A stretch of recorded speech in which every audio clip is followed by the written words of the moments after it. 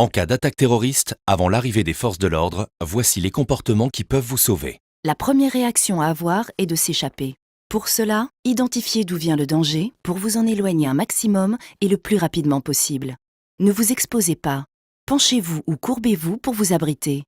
Si possible, aidez les autres personnes à s'échapper. Alertez les personnes autour de vous et dissuadez-les de pénétrer dans la zone de danger.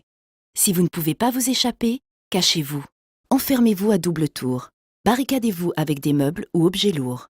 Éteignez toutes les lumières et coupez le son de tous les appareils. Allongez-vous au sol et éloignez-vous des ouvertures.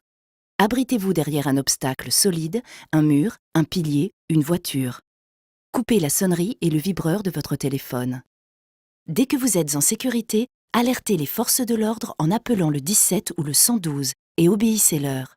Au téléphone, ne paniquez pas, précisez le lieu exact de l'attaque, le nombre et la description des assaillants, le type d'arme utilisée, le nombre estimé de victimes. Ces renseignements peuvent sauver de nombreuses vies. Si possible, aidez les blessés.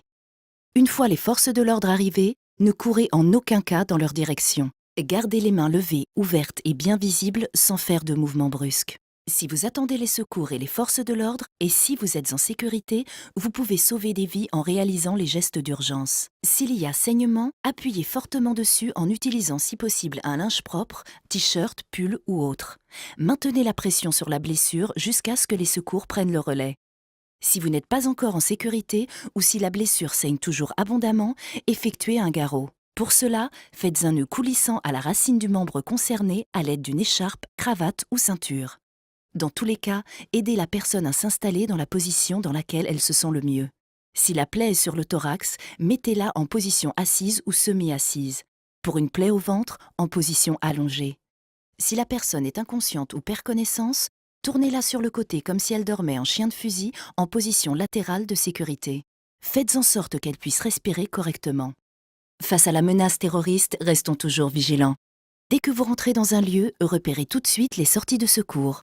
Si vous êtes témoin d'une situation ou d'un comportement suspect, contactez les forces de l'ordre au 17 ou au 112.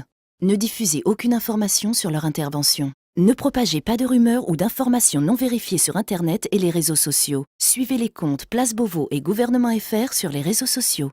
Restons toujours vigilants. Pour en savoir plus, allez sur encadattaque.gouv.fr.